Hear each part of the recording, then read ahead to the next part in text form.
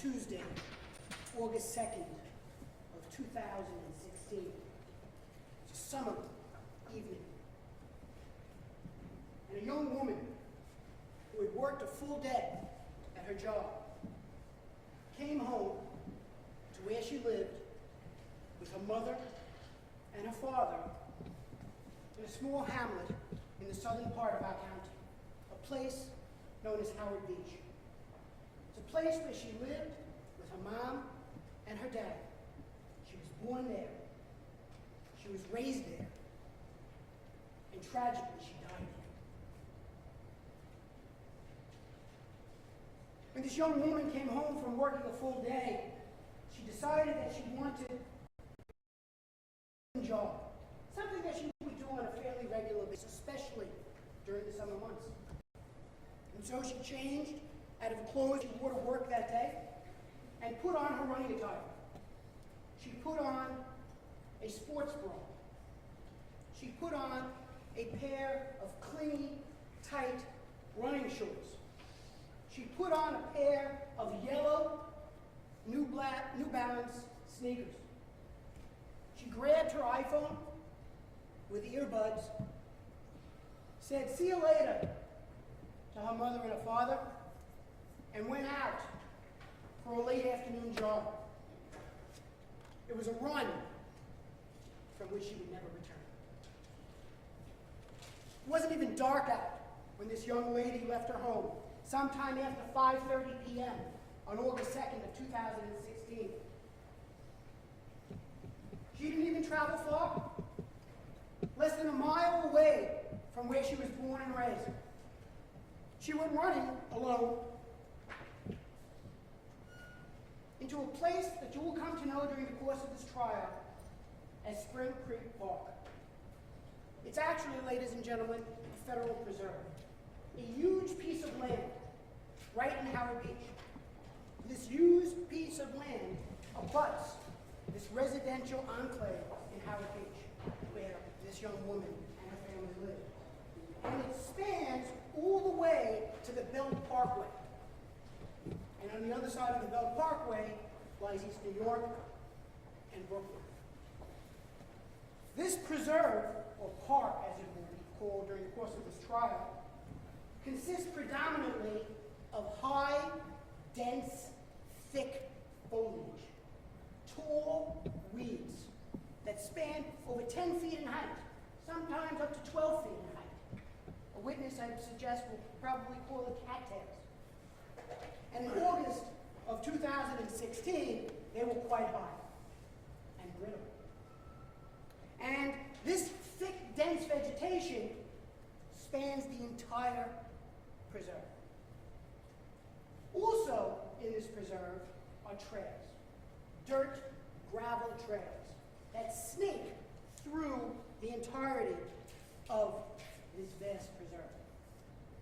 It is there where this young woman decided to go running. It's a place that she had run before. It's a place where she had gone running before with her dad. But on this tragic date, she ran it alone. It was still light out when she left her house, sometime after 5:30 p.m. And she traveled down 165th Avenue, heading towards the entrance of the park, where she would normally enter when she would go running with her dad. It is there, inside that preserve, in broad daylight, about a mile away from her home, that the unthinkable happened. The unimaginable happened. This young, attractive, vibrant, full of life young lady was viciously and savagely attacked.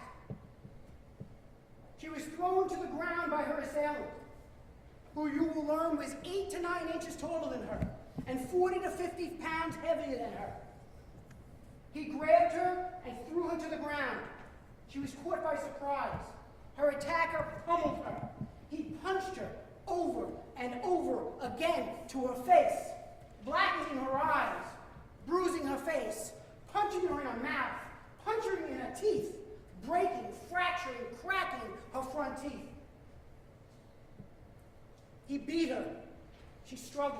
She tried to get away, but she couldn't. He straddled on top of her, placing his knees like a catcher on her chest. And he placed both of his hands around her neck. And he choked her. At some point during this brutal, senseless, and vicious attack, this perpetrator pulled down her sports bra, exposing her bare breasts and nipples. At some point during this attack, he removed her running shorts and panties from one leg, leaving it only on the other, fully exposing her genitalia, her vagina, and her anus. She struggled, but to no avail. As he sat on top of her, he put his hands around her neck, both of his hands, and he squeezed, and he squeezed, and he squeezed. He choked her until she couldn't resist anymore. He choked her until she couldn't struggle anymore. He choked her until she couldn't breathe anymore. He choked her until she died. Alone. Scared.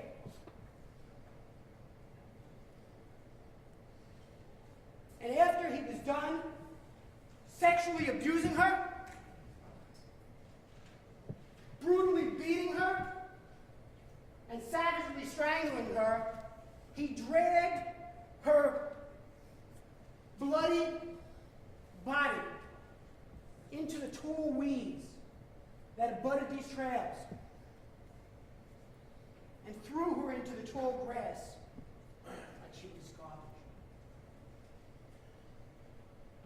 At some point during this attack, her cell phone got separated from her. And I submit to you the evidence will prove that her assailant at some point during the attack took that cell phone and threw it into the weeds. It was found ultimately 80 feet from her body. When she was found, ultimately, you will learn that she only had one of those yellow New Balance sneakers on her foot. The other one wasn't found at that time. It was found days later, about 132 feet from her body. After her assailant beat her, abused her, murdered her, he fled the scene, leaving her in those tall weeds.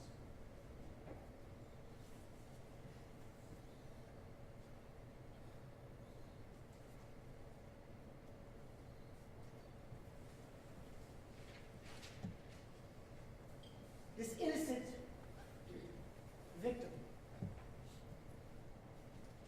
name was Karina Vetrano. And this young woman, full of life, was nearly 30 years old when her life was stolen from her by the man who sits in this courtroom at that table over here.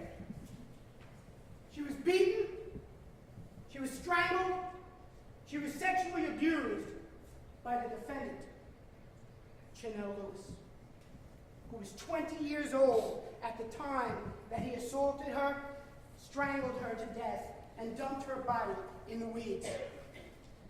She was murdered, ladies and gentlemen, by a man that she didn't even know. She was murdered by a man that she had never met before. They had never laid eyes on each other, according to the defendant's own words when he was interviewed by members of the New York City Police Department in one interview and members of the Queens County District Attorney's Office in a second interview. He said he had never seen her before, he had never met her before, he didn't know who she was. This wasn't a crime that was committed because there was bad blood between the two people. They didn't even know each other.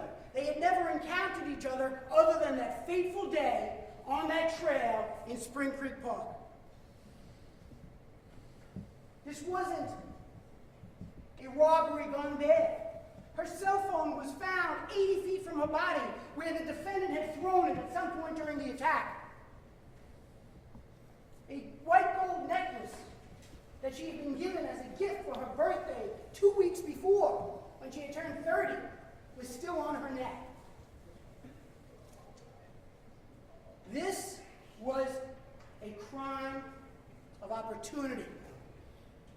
This was a crime of random, senseless violence. Karina Vetrano is dead because she was unlucky enough and misfortunate enough to find herself in a secluded, isolated location with this defendant, who seized upon the seclusion and isolation inside of Spring Creek Park, a place, ladies and gentlemen, that he was very familiar with. A place that he told investigators that he had been before on numerous occasions. He knew how secluded this location was. He knew how isolated this location was. He knew all of that when he attacked Karina Vetrano as she ran by herself, all 4'11" and 112 pounds of her. He knew he would have the privacy that he needed to accomplish what he wanted to accomplish. This crime was born of misdirected anger. This crime was fueled by lust and the desire for sexual gratification. Karina Vetrano is dead because this defendant tried to sexually assault her and she resisted him. And he beat her and strangled her to death inside that vast preserve, just a short distance from where her family waited for her. Now, during the course of this trial, ladies and gentlemen, we will introduce maps, diagrams, and photos both of the area on the ground and aerial photos that will give you an aerial view of what this location actually looks like and where it is in relationship to relevant locations that will come up during the course of this trial. And you'll see just how big of an area this is. You'll see that this vegetation that I spoke of is very high, and that the trails, the dirt trails that snake through this area, rendering it a very secluded and isolated area. And if she screamed, there would have been nobody to hear it. And when he beat her and strangled her, there was nobody to see it.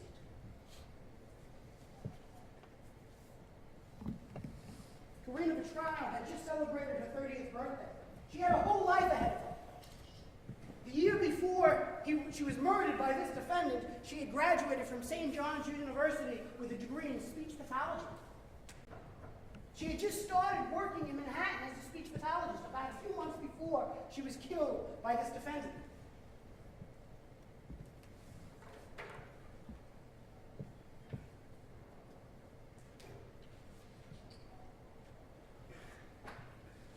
Karina was born and raised in Howard Beach, and she lived at 164-30 84th Street with her mother and her father.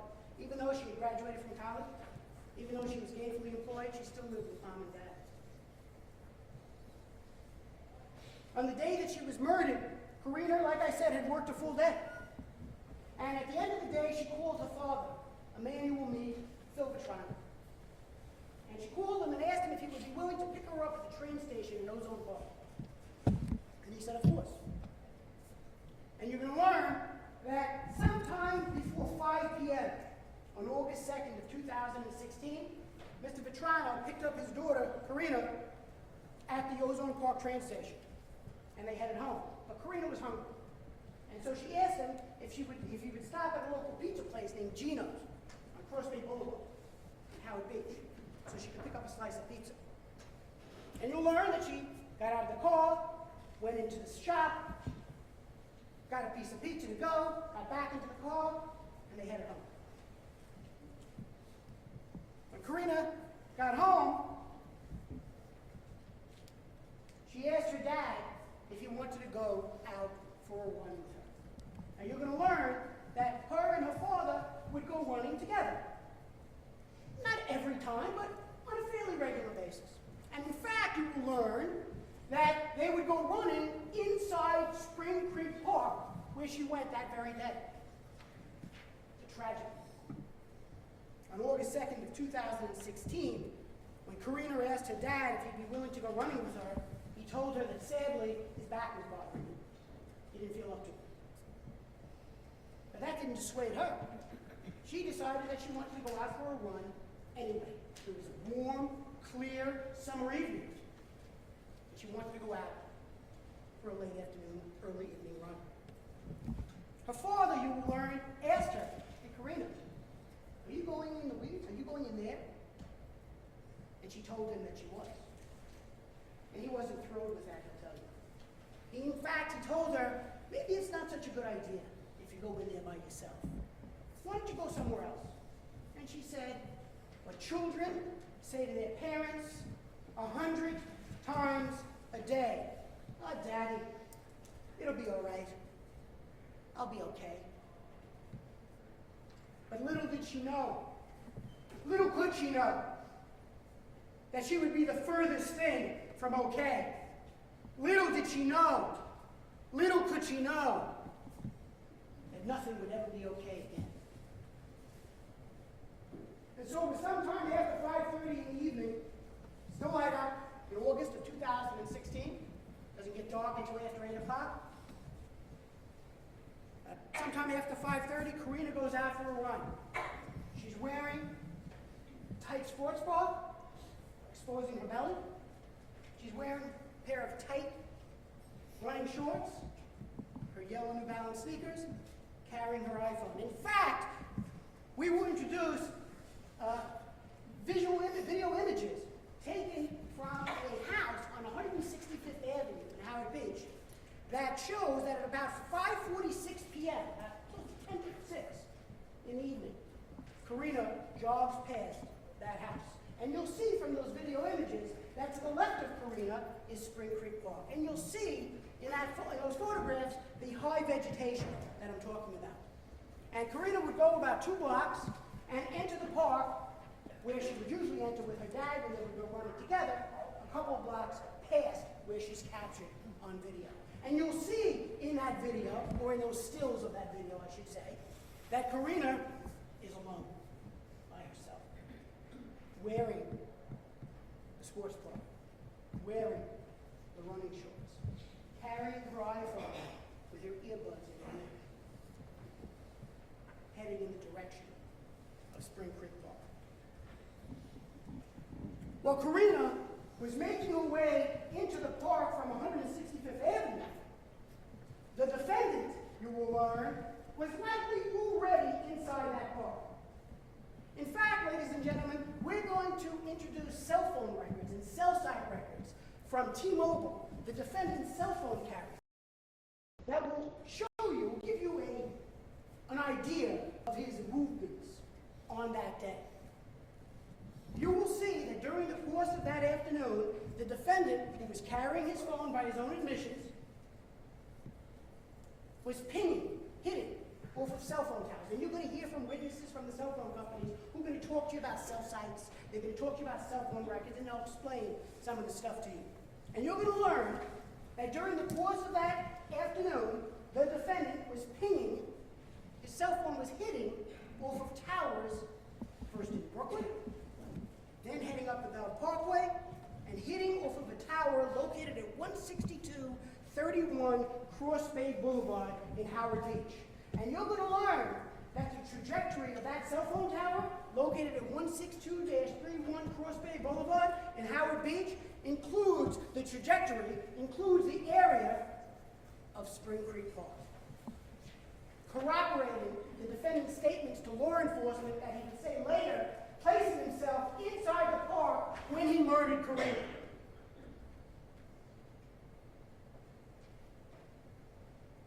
And it's based upon some activity on his phone at 5:06 p.m., 5:07 p.m., and 5:09 p.m., you will see that his cell phone was pinging off of this tower at 162-31 Cross Bay Boulevard, putting him right in the area of Spring Creek Park, giving him the opportunity to be present and commit the crime for which he committed.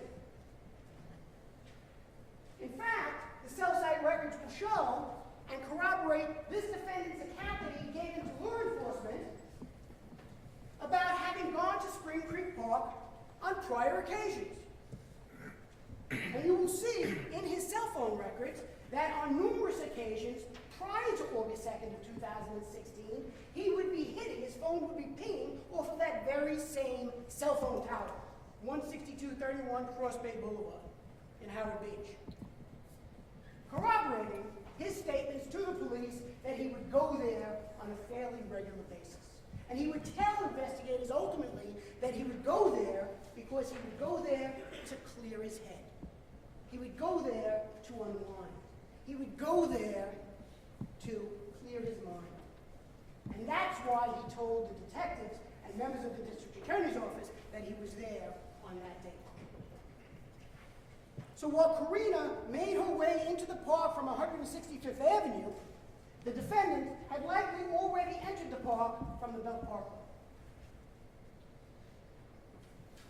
And they would meet at about halfway between where the defendant entered and where Karina entered. The defendant found himself next to Karina Vetrano on this 10-foot wide trail. And he would ultimately tell investigators in two videotaped confessions, one to the New York City Police Department and one to members of the Queens County District Attorney. He would tell investigators that he came upon her, a person he didn't even know, on that trail. He was there because he was agitated. He was agitated, he told them, because he claimed that some inconsequential event had taken place at his home where he lived in Brooklyn. 701 Logan Street is where he lived back then on August 2nd of 2016. And he told investigators that some inconsequential event, which I'll talk about in a little while, had occurred, which got him agitated. And so he grabbed his phone that he would listen to music with, and he left his house. And you will learn, ladies and gentlemen, that based upon this defendant's admissions to various law enforcement officers, that he acknowledged that he's always by himself. He's a loner. He doesn't have any friends. He plays video games. He walks around. That's what he told police. And on this date, that's what he was doing. He was agitated, he claims, because of what was happening at his house or his apartment where he lived. And so he left, and he walked around Brooklyn and his neighborhood. He went to Erskine Street, near where the old Starrett City was. It's called Spring Creek now. And he walked around there. And you'll see that his cell sites corroborate what he says about where he was and what he was doing before he made that entrance into Spring Creek Park that late afternoon.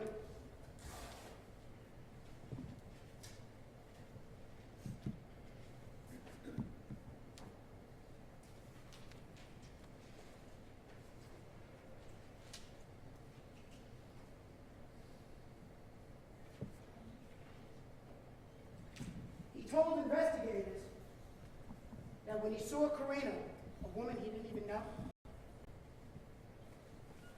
she didn't say a word to him. He claims that there was no confrontation whatsoever. He says that he just saw red. Those are his words. Out of his mouth. He just saw red and he lost it. And he took out his anger and his frustration on this unsuspecting, innocent young woman. He saw her alone. She was vulnerable.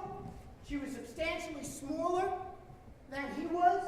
And he took advantage of his opportunity to take his anger and his aggression out on her, according to his own statements.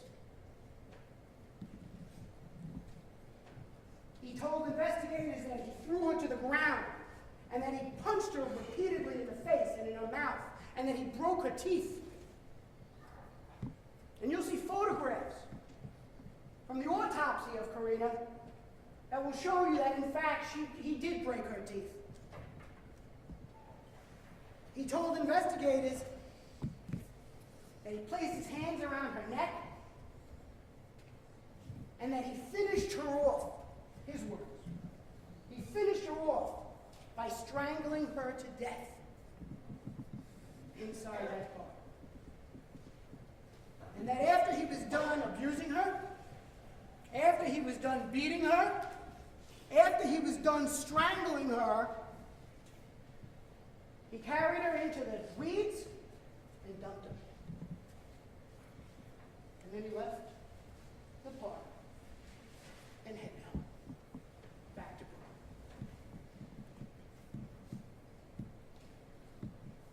Well, this defendant made his way back to his apartment at 701 Logan Street in Brooklyn that evening after he had murdered Karina. Her mom and dad, Kathy Vetrano and Phil Vetrano, waited at home, anxiously waiting for their daughter to return. But as we know, that was never to be. Mr. Vetrano will tell you that about an hour had passed between the time Karina had left the house and the time that he started to get nervous, the time that he started to get concerned over the fact that she hadn't returned. He'll tell you that when she would go running, she would normally run anywhere between 3/4 of a mile to about 2 miles. And that about an hour after she had left, about 6:30 p.m., he began to get worried because she hadn't returned. He was already uneasy about her going to run inside the preserve, and now she hadn't returned. And so he began to get nervous. In fact, you will learn that he began to call her cell phone. And you'll see Karina's cell phone records. And you'll see the amount of calls that were made by her father, Phil Vetrano, and her mother, Kathy Vetrano. Mr. Vetrano calling from his cell phone, Mrs. Vetrano calling from the house phone, desperately searching, trying to reach their daughter. 6:28 he called her, no answer. 6:29 he called her, no answer. 6:30 he called her, no answer. He began to go from concern to panicking. The way a father or a parent would feel when they can't get in touch with their child, no matter how old they are.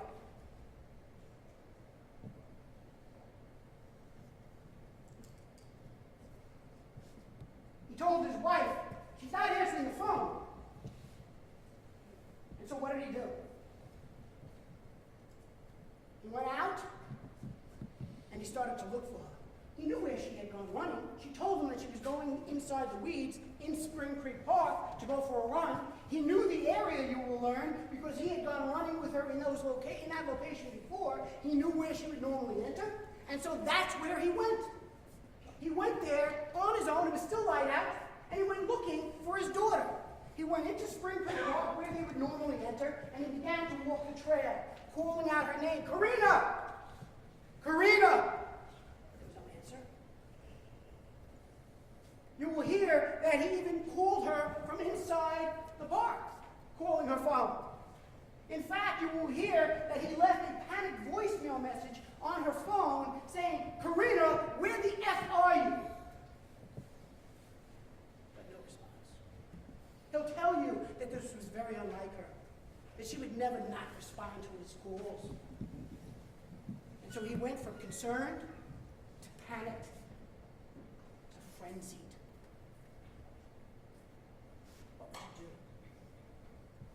Can't get in touch with your little girl. And she's gone out for a run and she hasn't come home and she's not returning the calls. What would you do when you walk the trail and you can't find her? I suggest to you, ladies and gentlemen, that you do whatever it is that you possibly can, whatever it is that's in your power to do. And that's what Phil Vetrano did. He called somebody who he felt could help him in this situation. He called a lifelong friend, a man whom he had grown up with, a man who he has known since he was 8 years old, a man by the name of John Cassidy.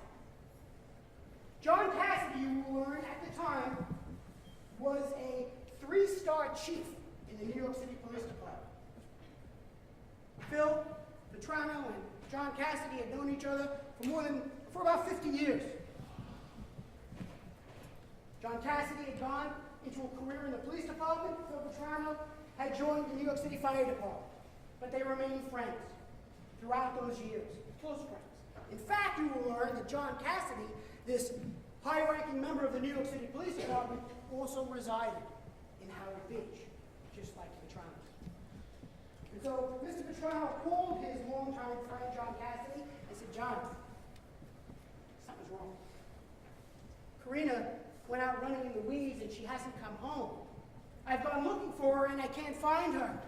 I'm calling her phone over and over and over again, and I can't get in touch with her. Can you help me?" His lifelong friend didn't blink, didn't hesitate. He told him, "Of course, where are you? I'm going to send police units to where you are. We're going to help you search for her. We'll find her, Phil." So he provided his location, and in a short while, John Cassidy's words were put into action. And soon, members of the New York City Police Department began to arrive outside of Spring Creek Park, in the streets surrounding or abutting Spring Creek Park. And the search for Karina Vetrano began. Helicopters arrived to give aerial search. No luck. They brought in a canine unit to try and search for Karina. But the dog just did a circle and went back out, heading towards back to the Retrial house. You're going to learn that Phil Vetrano, accompanied by a other very close friend of his, a man by the name of Phil Guarnieri, a man who you will meet, began walking the trails, flanked by uniformed police officers looking for Karina. But now it was getting dark, and you will see and you will learn that once it gets dark, inside of that preserve, it's pitch black. The visibility is very bad. Phil Vetrano and his friend Phil Guarnieri were armed with flashlights. But lighting had not yet been set up inside the park. But it was getting dark, and still Karina had not been located.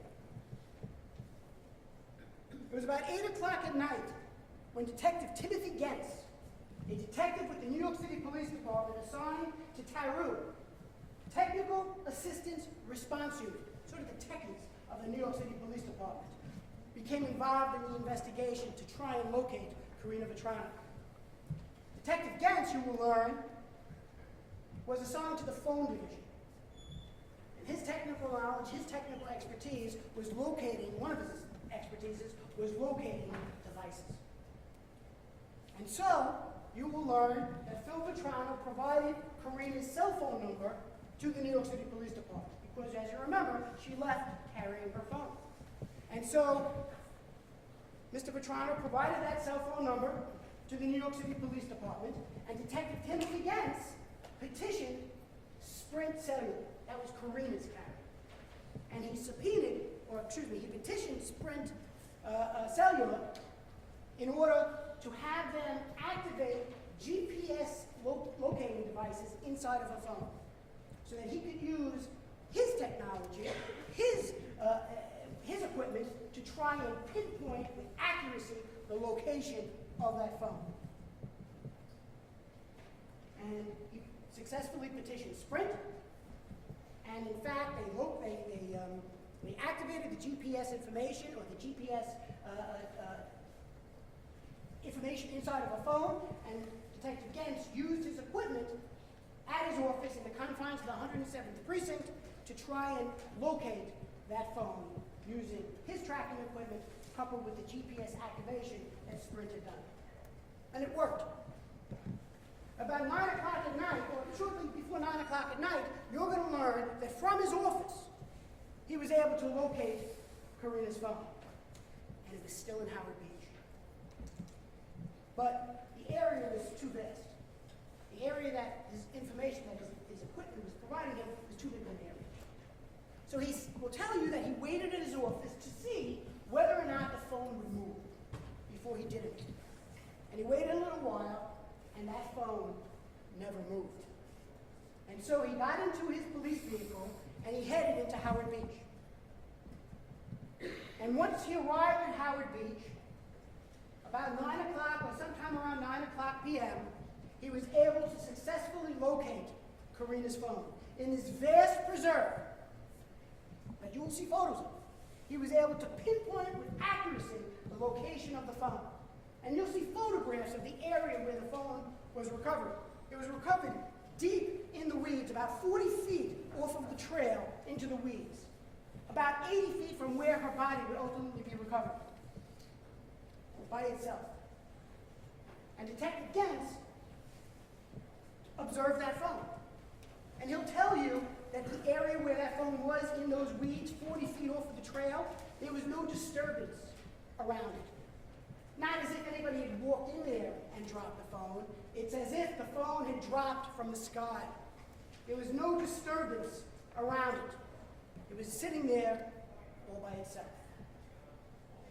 Detective Gens, at this point, didn't know how this evening was going to end, because while he found the phone, they had yet to find Karina. And so he didn't know how this evening was going to end. And so, having the presence of mind enough, he told police officers who were present at the scene, guard that phone. Nobody touches that phone. That phone may have forensic evidence on it. Don't touch it. And you're going to meet the two police officers who were assigned the task to guard that phone. Police Officer Gary Marr and Police Officer Royce Poblette. And they guarded that phone so that nobody came into contact with it until crime scene arrived and processed that phone for forensic evidence. But although Karina's phone had been located, still, nobody had found it. You're going to learn that around the time that Detective Gens had located Karina's phone inside Spring Creek Park, Phil Vetrano, her dad, and his friend Phil Guarnieri were inside the park on the trail searching for Karina with two uniformed police officers. And you're going to learn that it was about that time that Mr. Vetrano learned that they had found Karina's phone. It didn't make him less nervous, he will tell you. It made him more nervous. Why? Because the phone was located in a location where he and Karina had never run before. They had never gone that far before. And so he became even more concerned and even more nervous. And so he will tell you, as will Mr. Guarnieri, that he and Mr. Guarnieri picked up the pace. They double-timed it to the area where Karina's phone had been discovered. And you will learn that this park, this preserve, is so big, it's so vast, that it took them at an increased pace, at a faster pace. It took them about 10 minutes to get to the location from where they were inside the park to get to where they had found Karina's phone. That's how big this park, this preserve, actually is. When they got there to the area where they had found, where Detective Gens had located Karina's phone, they of course weren't permitted into where the phone was. But Mr. Vetrano and his friend Phil Guarnieri will tell you that they began to now search in that area. You will hear that Mr. Vetrano on one side, Phil Guarnieri on the other side, with the two officers in between. Mr. Vetrano started to look at the edge of one edge of the trail. His friend started to look at the other edge of the trail to try and see whether or not they could see any disturbance in the weeds, any disturbance in this vegetation that would suggest somebody had entered into this vegetation at that location. You're going to learn that Mr. Vetrano is a camper, a woodsman. He's used to being out in the woods and looking, for telltale signs of movement in the woods. And so, they were scanning the area. Now, he'll tell you in his own words exactly what it is that he saw that caught his attention. But suffice it to say that he will tell you that he saw that some weeds at the edge of the trail, about 80 feet away from where Detective Gantz had located Karina's phone, that he saw that the weeds had been pushed down a little bit, that the leaves had been turned over a little bit. And he asked one of the police officers, has anybody been in here? And he was told, I don't think so. And so, he went in. His friend Phil Guarnieri holding the flashlight on him, illuminating the way. And Mr. Vetrano can tell you that he went into those weeds. And at first he saw nothing. But then he saw that inside the weeds there was an area that had been matted down, as if something had occurred there. These weeds, these cattails, had been matted down as if it were a carpet. And he told his friend, there's something going on here. It's matted down here. And his friend told him, go further. Look further. And so he walked a little bit further into those weeds. And it was at that time, ladies and gentlemen, that you will hear that Mr. Vetrano let out a sound that people have difficulty describing. A wail, a scream, a cry from the pit of his stomach. He had found his daughter.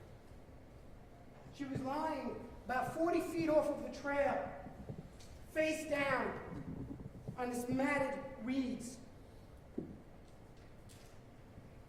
Mr. Vetrano instinctively ran to her, fell to his knees, and cradled his daughter's body. Pulling her up off the ground, putting her back against his chest, and he'll tell you that she was cold. He'll tell you that she was stiff.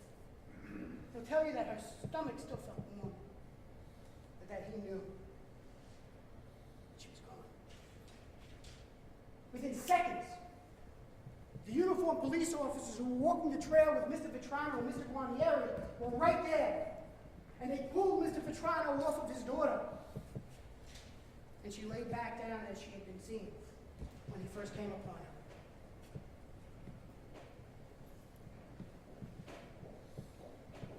You're going to hear from Phil Guarnieri, you're going to hear from Phil Vetrano, and they're going to tell you that the way she appears in the photographs that you're going to see is the way that she appeared before Mr. Vetrano instinctively cradled her and brought her to his chest. He had not disturbed her in any significant way. He had not altered the condition of her clothing in any way whatsoever. She is, as you will see her in these photographs. These officers pulled Mr. Vetrano from his daughter and brought him out from the weeds and onto the trail, and he collapsed to the ground, his head in his hands, weeping unconsolably. He reluctantly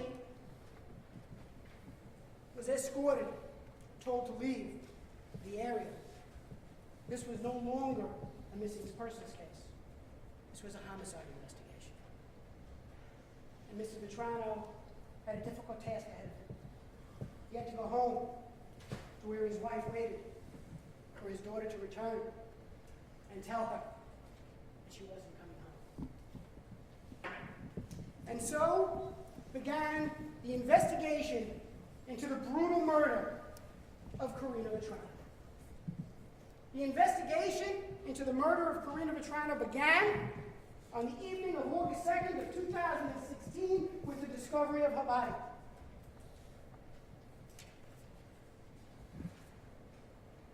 You will hear, ladies and gentlemen, as you can imagine, that the place was flooded with police.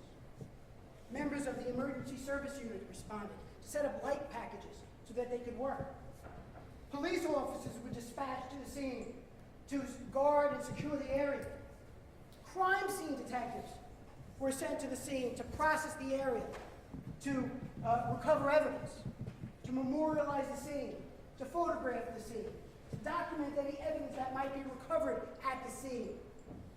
Anything that would yield potential clues as to who it was who committed this brutal, violent act of murder.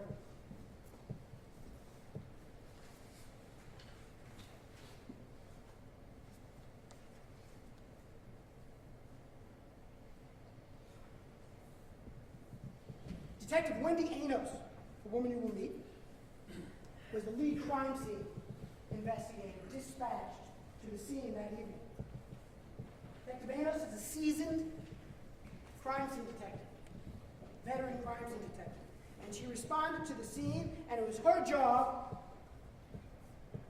to memorialize the scene, to document the scene, to recover any evidence from the scene that might lead to clues as to who it was who committed this crime.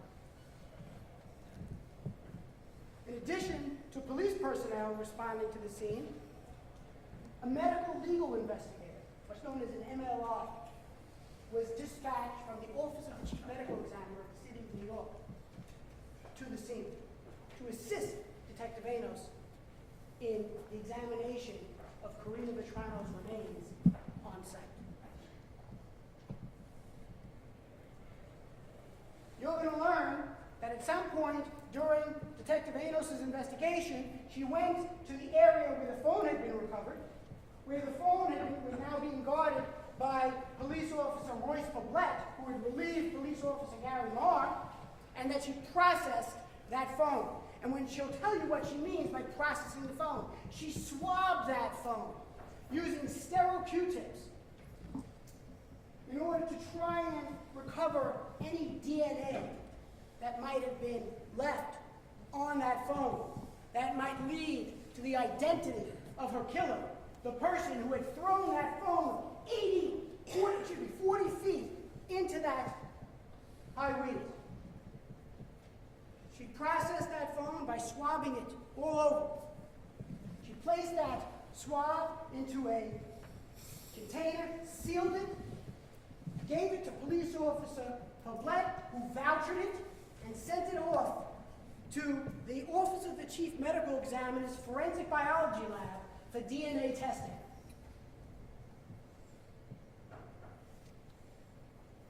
At some point during this investigative process, Detective Anos will tell you that she and the medical legal investigator bagged Karina's hands.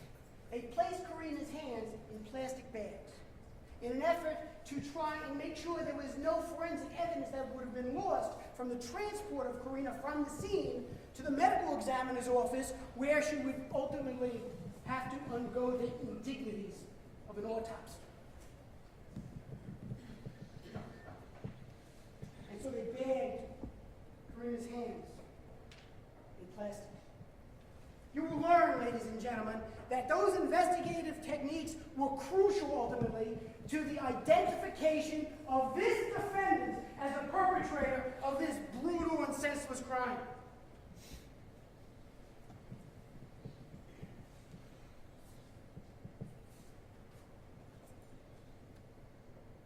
You will hear that Detective Anos recovered and searched the area surrounding where Karina was located.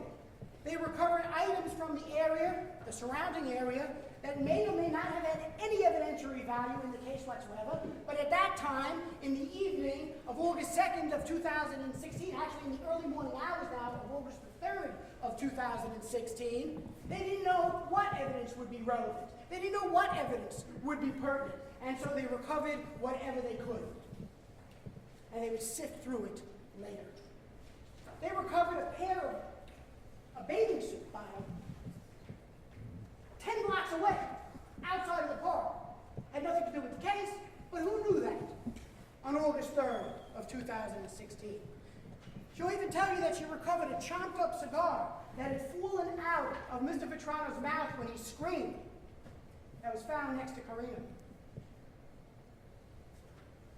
Crime scene detectives would return to the scene, not only that day, but in the days following the homicide.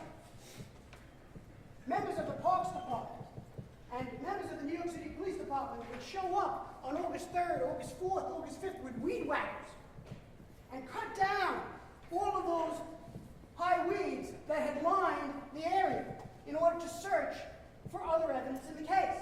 Because you will learn that when Karina's phone was discovered by Detective Gens, sitting all by itself, 80 feet from her body, 40 feet off the trail, there were no earphones on, even though she had left with earphones.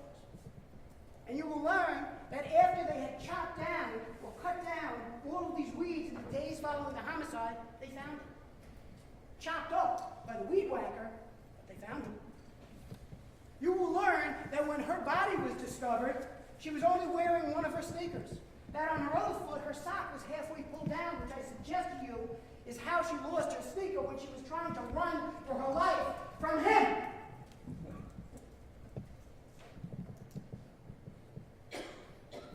They recovered that sneaker 132 feet from where her body was located, days after the homicide.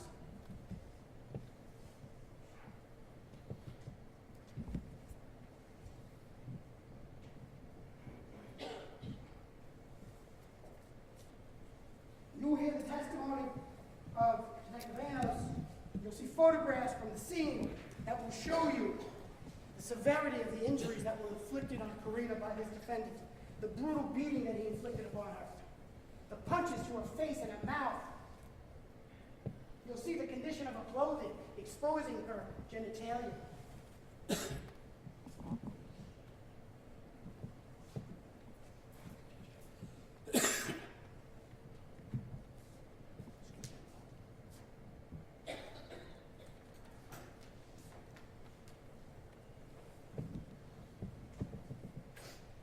After Detective Vetrano and the medical legal investigator had concluded whatever investigative techniques that they had to employ on Karina at the scene, they arranged for her transportation from Spring Creek Park to the office of the chief medical examiner of the city of New York for an autopsy.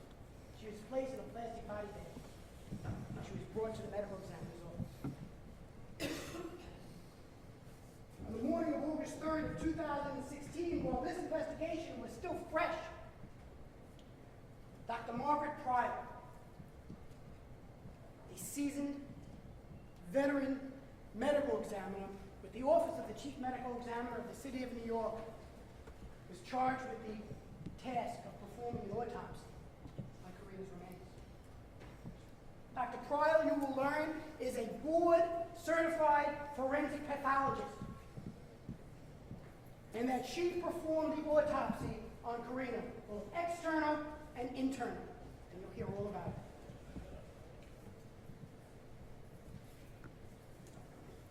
She'll tell you that before she performed the internal examination on Karina, she performed an external examination of Karina, and she photographed Karina, and you'll see the extent of the injuries that she suffered at the hands of this defendant.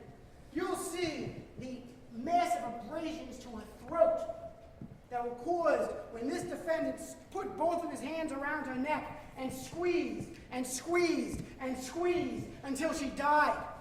You'll see the bruises to her face, to her mouth, to her ears when he was punching her repeatedly. You'll see the cracked teeth that he would ultimately talk about with investigators.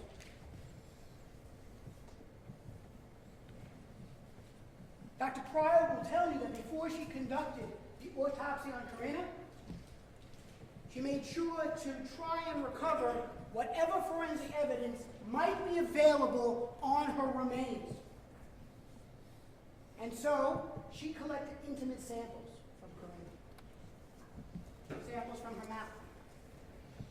Samples from her vagina. Samples from her anus. She will tell you that she swabbed the entire area around Karina's neck.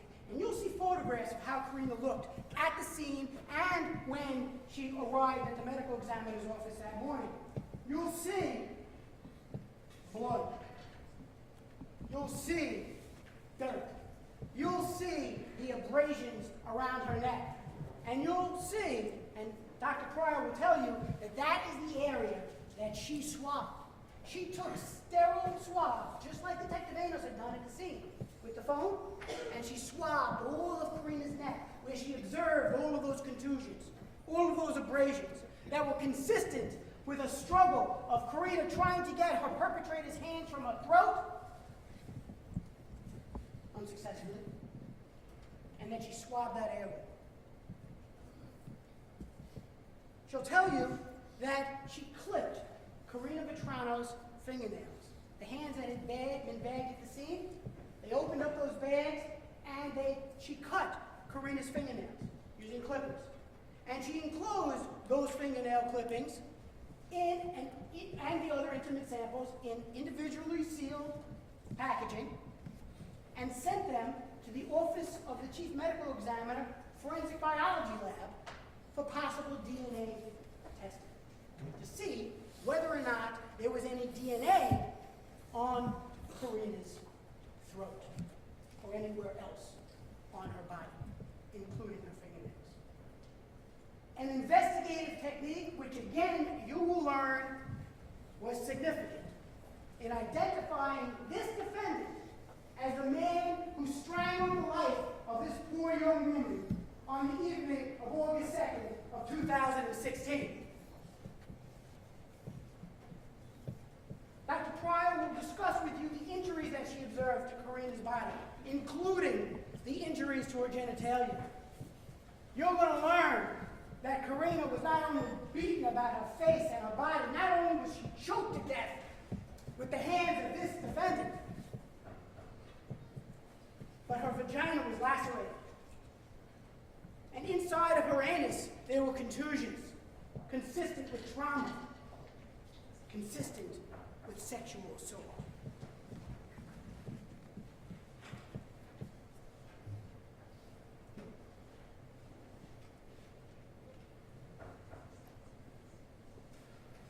You're going to learn, ladies and you're going to hear from Linda Rosano. Linda Rosano is the Assistant Director of the Office of the Chief Medical Examiner's Forensic Biology Lab. She's a senior, experienced forensic analyst. And you're going to hear her testify in this court. And she's going to tell you about her lab. She's going to tell you about the protocols that exist in her lab. She's going to tell you how the lab works. She's going to tell you how DNA works. She's going to talk all about DNA analysis. And she's going to tell you about the testing and the results from various evidence that was received by the lab from the crime scene and from the autopsy. Ms. Rosano is going to tell you that when they conducted a DNA testing on the swab that was taken from Karina's cell phone by Detective Vanos at the scene, they were able to detect the presence of human DNA. In fact, she will tell you that they detected the presence of human DNA from two people. Two people. She's going to talk to you about what's known as a two-person mixture. She's going to tell you about how you get half of your DNA from your mom, half of your DNA from your dad, and what all that means. She's going to tell you that from the sample taken from the cell phone at the scene, that they were able to discover the DNA of two people. One female, one male. She's going to tell you that from the swab that Dr. Pryor took from Karina's neck, where she observed all those abrasions and contusions around her neck, that they were able to detect the presence of human DNA.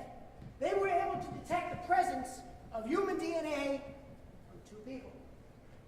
A two-person mixture. She's going to tell you that the DNA testing that was performed by her lab revealed that there were two distinct DNA profiles from both of those items of evidence, the phone and Karina's neck. Two contributors, one male, one female. The female contributor that she will tell you was, of course, Karina Vetrano. It was, in fact, her cell phone that she carried with her in the park. And it was, in fact, her neck. And so, the female contributor to that DNA sample was that of Karina Vetrano. But there was a second contributor to that DNA. That second contributor was a male, an unidentified male at the time. She will tell you that this was a clear two-person mixture. she'll tell you what that means.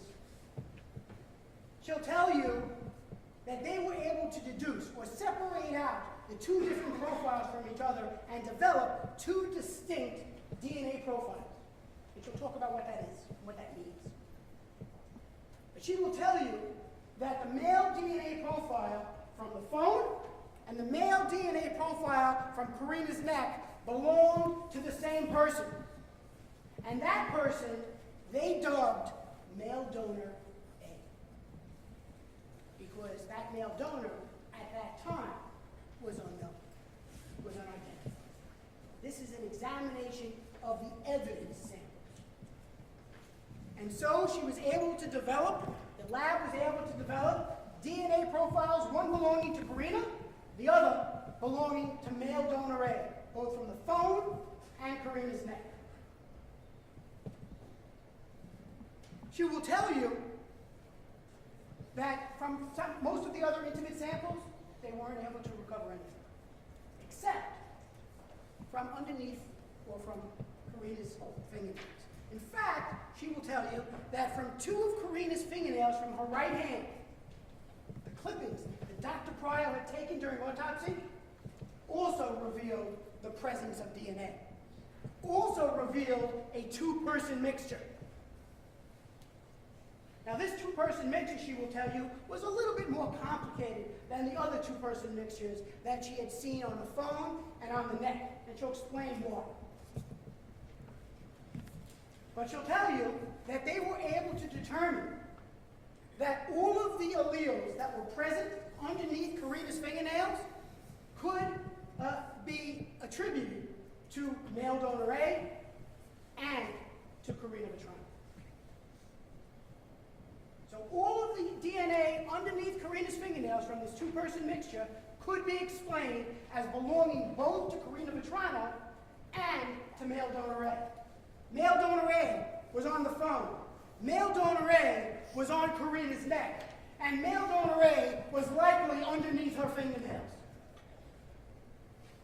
Science had identified Karina's killer. That killer was male donor A.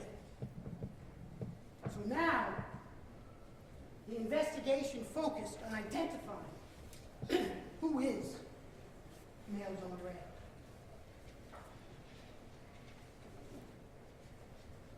And like I said, this investigation began with the discovery of Karina's body on the evening of August 2nd of 2016, and it spanned all the way into the end of January of 2017, about 6 months of investigation.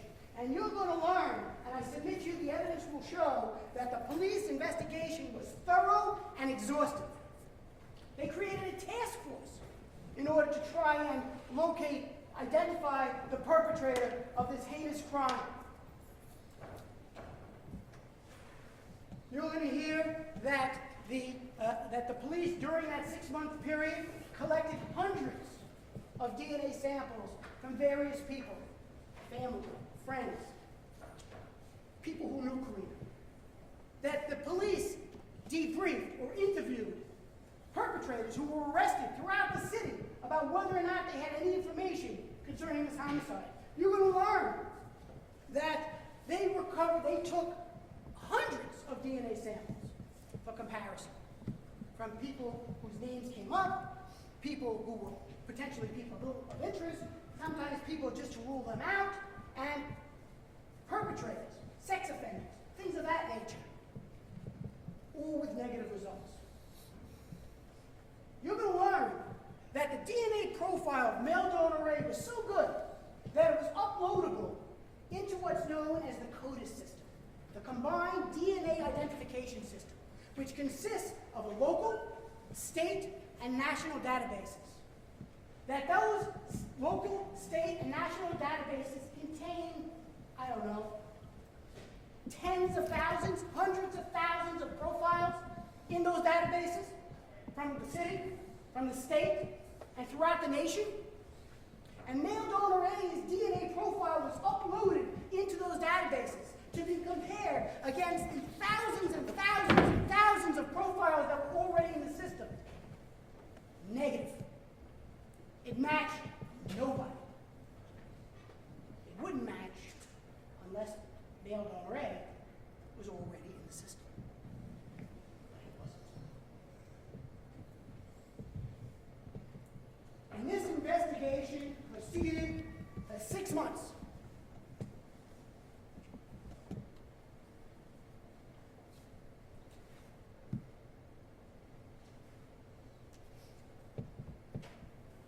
Enter Lieutenant John Russo. Lieutenant John Russo, you will learn, is the Lieutenant Commander of Detectives for the New York City Police Department. He's assigned to the Chief of Detectives Office as a Detective Investigative Coordinator. Basically, his job is to review any crimes that are reported to the police department within the last 24 hours on an ongoing basis. Basically, his job is to report to the brass, to the top guns in the police department, as to what's going on with investigations throughout the city in the detective bureaus. Investigations like that into the murder of Karina Vetrano. John Russo, you will learn, also resides in Howard Beach. Lieutenant Russo, you will learn, and he will tell you, at the end of January of 2017, decided to take a different approach to this investigation. And he'll tell you that he wanted to start from scratch, to see whether or not they had overlooked anything, whether or not they had missed anything. And he will tell you about an event, an incident, that he had personal knowledge about that had taken place in Howard Beach in May of 2016, 2 months before Karina Vetrano was murdered. He's going to tell you that on Memorial Day, May 30th, 2016, he was off duty, and he lived in Howard Beach with his family, and he was with his little girls, his daughters, on that date. And he was home. It was a hot day out. He was wearing a pair of shorts and either a tank top or a t-shirt. He was off duty. And in his neighborhood in Howard Beach, he sees a young male who he believes is acting suspicious. Now, you're going to learn, ladies and gentlemen, during the course of this trial, that this area of Howard Beach is a very, very residential neighborhood. Right? It's not Cross Bay Boulevard where it's commercial. Right? This is a very residential area of Howard Beach. The streets are small. There aren't many houses on blocks. It is a very close-knit, it is a very residential community in Howard Beach. And he will tell you that he sees a suspicious-looking person wearing a long-sleeve hooded sweatshirt with the hood up, wearing long pants and shoes on a day when he's walking around wearing a tank top, a t-shirt, and shorts. He's going to tell you that he observed this male looking in and out of driveways of his neighbors' houses. He's going to tell you that he's watching as this individual sort of walks around the block over and over again. He finds this so suspicious that he decides, both as a resident of the area and as a police officer, that he's going to follow this guy. Now, he doesn't take any action. He never approaches him. He never takes any action. But he gets in his car with his little girls, and he follows the guy around. And he follows him as he sort of serpentines his way through this residential neighborhood and ultimately heads off towards Cross Bay Boulevard, the commercial area of Queens County, where he ultimately loses sight of it. In fact, you're going to learn that Lieutenant Russo called 911 and reported this. And you're going to hear that 911 call. You're going to hear that although police ultimately responded, by the time that happened, he had lost sight of this individual, and he didn't think anything else of it. He went on with his evening, and that was the end. It was May 30th, 2016, Memorial Day. The very next day, May 31st of 2016, still 2 months before Karina Vetrano would meet her end, Lieutenant Russo will tell you that he was getting off of duty. and he was at another location. He wasn't in Howard Beach. He was getting off duty when he received a notification over his office cell phone of a 911 call that had emanated out of Howard Beach. In fact, very near to where he lived. In fact, very near to where he had seen the suspicious-looking character the day before. And the 911 caller, a man who you will meet, a man by the name of Angelo Guarino, a business owner in Howard Beach, a local resident of Howard Beach, reported on 911 to seeing a suspicious male wearing a hooded sweatshirt and long pants on another warm day, walking around his neighborhood, looking in driveways, walking up and down the street.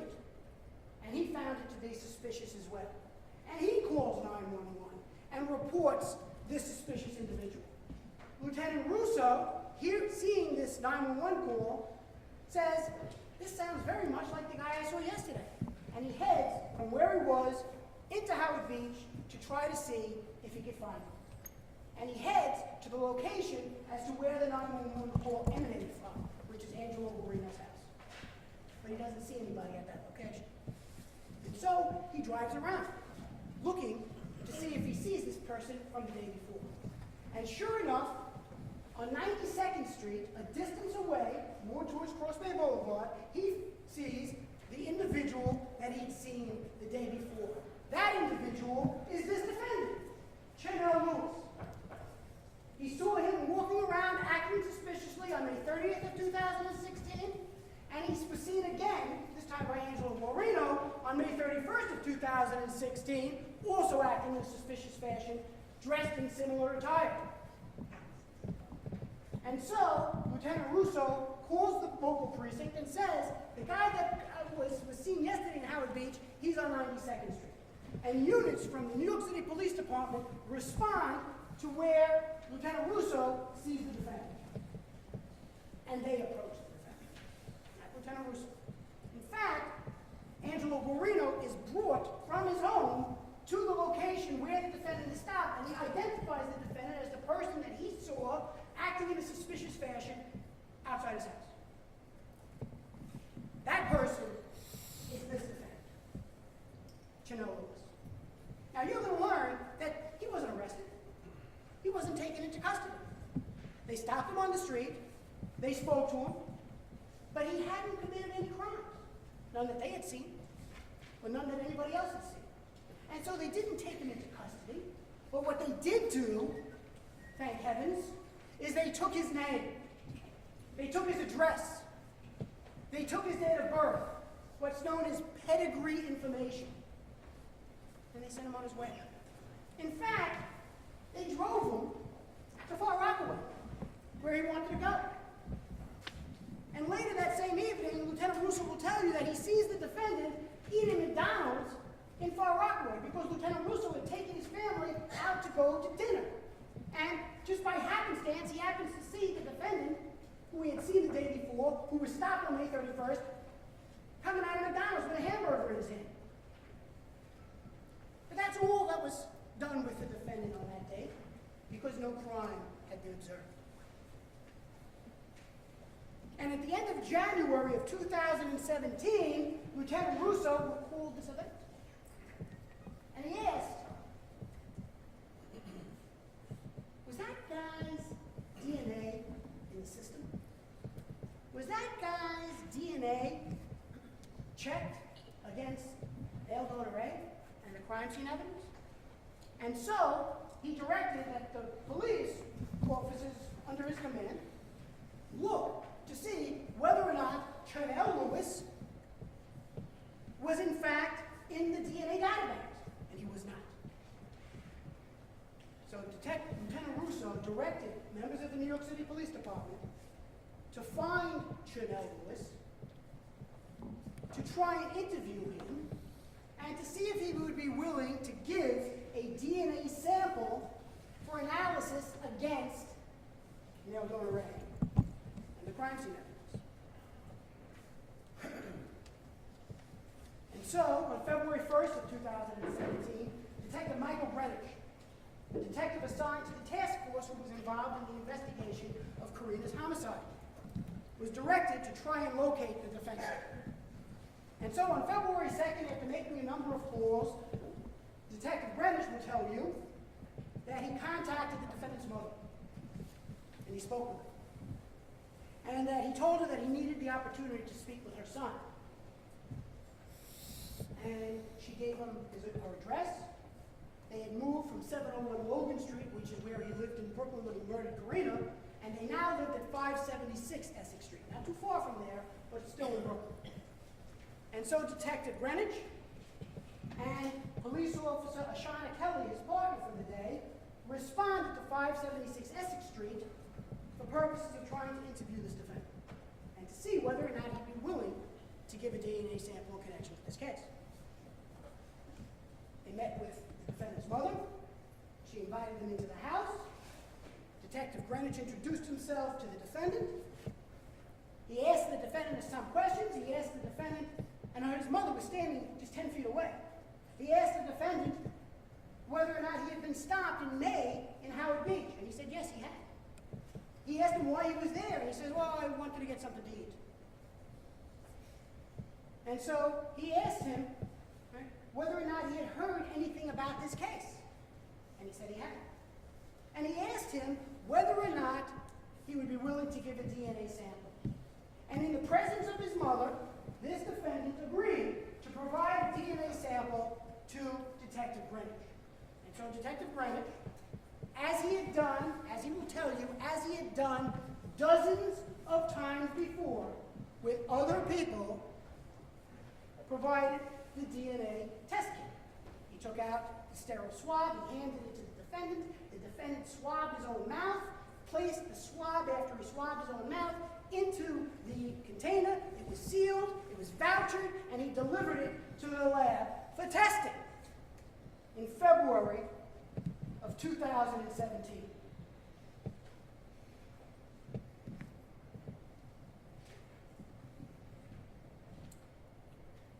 That same process had been engaged in hundreds and hundreds of times during the course of this 6-month investigation, all up until then, with negative results. But not this time. In early February of 2017, Linda Rosano will tell you that the lab, the DNA lab, received the DNA sample, the buccal swab, from this defendant's mouth that he had swabbed himself from the police department. That from that swab of the defendant's mouth, that known swab, that known sample, they were able to develop a DNA profile from the defendant's DNA swab. And she will tell you, ladies and gentlemen, that was a match. The defendant is male donor A. She will tell you that when they compared the DNA profile developed from this defendant's buccal swab against the DNA profile of male donor A, against the DNA profile from male donor A taken from the cell phone and taken from Karina's neck, they were able to determine that it was a match. They were able to determine the rarity of that DNA profile. And she will tell you, she will provide a statistical analysis, a statistical number of the rarity of that profile from the phone and from Karina's neck. And she will tell you that it was 1 out of 6.8 trillion people. The chances of that profile ever being seen again were 1 in 6.8 trillion. There aren't 6.8 trillion people on the face of this earth, and there never had been. In fact, she will tell you that it's the equivalent of about 90 planet Earths before you would ever expect to ever see that profile again. And because there aren't that many people on the face of this earth, and because they never had been, they were able to tell you with certainty that the DNA profile of male donor A from the cell phone, the DNA profile of male donor A from her neck,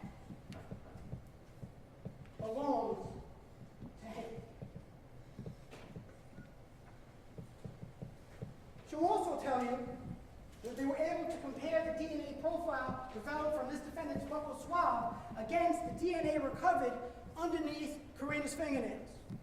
I told you that was a little bit of a different mixture. And while they couldn't deduce out or separate out those profiles from underneath the fingernails, which I'll explain all that to you, they were also able to determine the probabilities that that DNA either belonged to the defendant or to someone else. I don't want to misstate.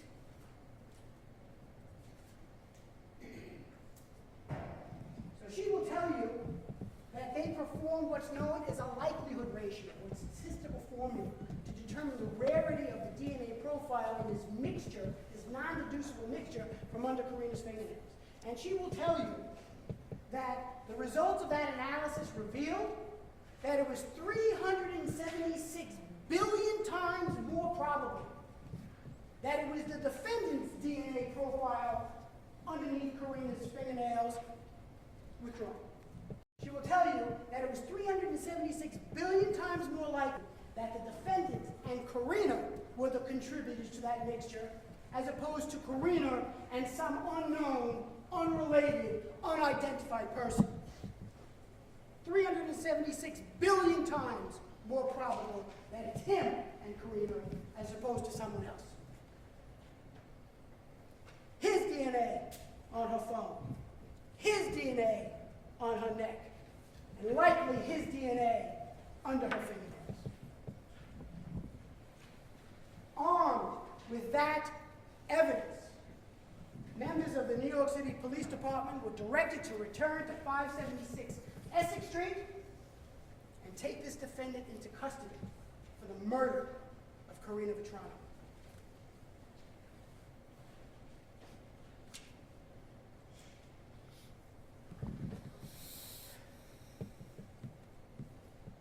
The defendant was taken into custody and he was brought to the 107th Precinct by Detective Barry Brown, who you will meet, and Detective Christian Cazada. And it was Detective Brown and Police Officer Cazada's task to interview the defendant back at the precinct. So we brought him back to the 107th Precinct, which had been the headquarters at some point of the task force that had been put together to investigate this crime. And within 15 minutes of this defendant arriving at the precinct, he was placed into an interview room on the second floor of that precinct in the squad interview room. The defendant wasn't handcuffed. That interview room, you will learn, was wired for sound and for video, unbeknownst to him, unbeknownst to the defendant. Everything that he said, everything that he did was captured on video and audio. And you will hear for yourselves and see for yourselves that sometime about 15 minutes, a half an hour after the defendant had been brought into the precinct, at about 6:45 p.m., Detective Brown and Detective Cazada went into the interview room to speak to this defendant. And you will learn that Detective Brown, and you will see for yourself that Detective Brown advised this defendant of his constitutional rights. Advised him of his right to remain silent, of his right to an attorney, and all the other rights that the defendant has with respect to deciding to speak or not to speak. Now you're going to learn, ladies and gentlemen, that at no time did this defendant ever ask for an attorney. But after Detective Brown advised the defendant of his Miranda rights, of his constitutional rights, the defendant did say that he didn't want to talk. And so you will learn that Detective Brown and Police Officer Cazada scrupulously honored this defendant's decision not to speak. And so they got up from the table and they walked out the door, leaving him by himself. Now, you're going to see, we're going to introduce into evidence the entirety of the time that the defendant was inside that room. And you will see for yourselves that just how he behaves while he's in that room by himself without any idea that he's on camera. And you'll see for yourselves just how relaxed he is, just how calm he is. You'll see for yourselves just how at ease he is. You'll see for yourselves, ladies and gentlemen, that at no point in time do these detectives or any members of the New York City Police Department ever mistreat him? They never speak harshly to him? They never yell at him? They never threaten him? They never bang the table? Nothing. They treat him with complete civility from the moment he arrives until after it's all over.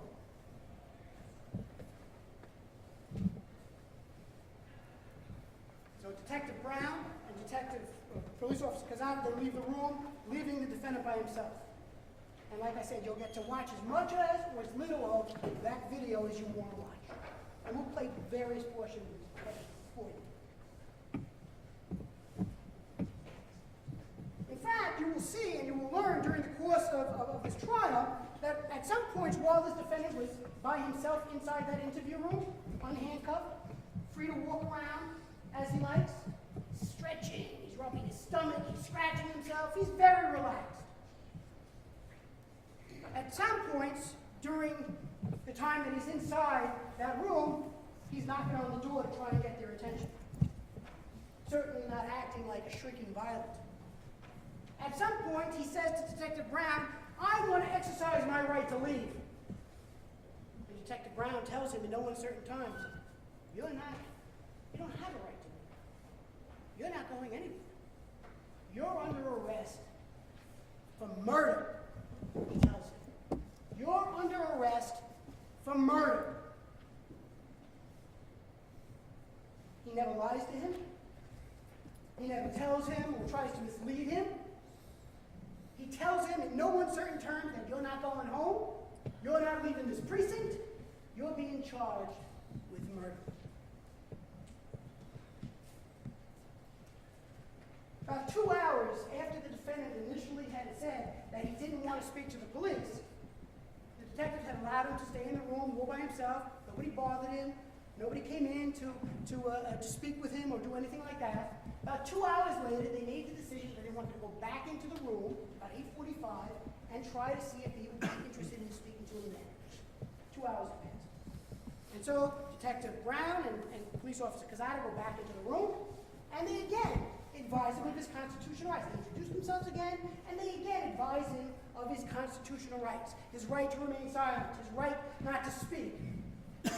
Again, the defendant never asserts his right to counsel, but again he says, I don't want to say anything. And so again, these detectives, who know what the law is, get up and scrupulously honor his decision not to speak.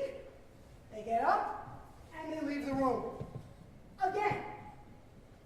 And they leave him in that room from about 8:45 at night until about 11 o'clock in the evening. Now, there's some interaction with him during that period of time, which you will see and you will hear, because the defendant on various occasions knocks on the door and wants to speak to him. And you'll see that they come into the room and they say to him, do you want anything to eat? Do you want anything to drink? You need to use the bathroom. He says, no, no, no. He does ask for the opportunity to call his family, and the detectives tell him that he will be given that opportunity at some point, but not now. You will learn that there is no obligation on their part to allow him to speak to anybody at that time. He's under arrest for murder. He's 20 years old and an adult. So, at about 11 o'clock at night, Detective Brown, you will see, comes into the room and tells him, come on, we're going to put you in a cell for the night. Because you're going to learn that Detective Brown and Police Officer Casada were tasked with the obligation, tasked with the duty, to bring this defendant to court the very next day so that he could be arraigned on murder charges right here in this courthouse. They were going to bring him to central booking, which is located in the basement of this courthouse, the next morning when court opened. And so, from 11 o'clock at night until court opened in the morning, they put him in a holding cell in the squad room where he could lay down on the bench and get some sleep, which is what they were hoping he would do. But the defendant, you will hear, was restless. The defendant did not sleep. The defendant would continue to talk to Detective Brown. Detective Brown was from the jail cell where the defendant was being held, and he was trying to get some work done, and the defendant wouldn't be quiet. So Detective Brown, he will tell you, asked the defendant whether or not he wanted to watch some TV. You want to watch some TV? He was hoping that he'd get tired and would fall asleep. So the defendant said, sure, I'd like to watch some cartoons.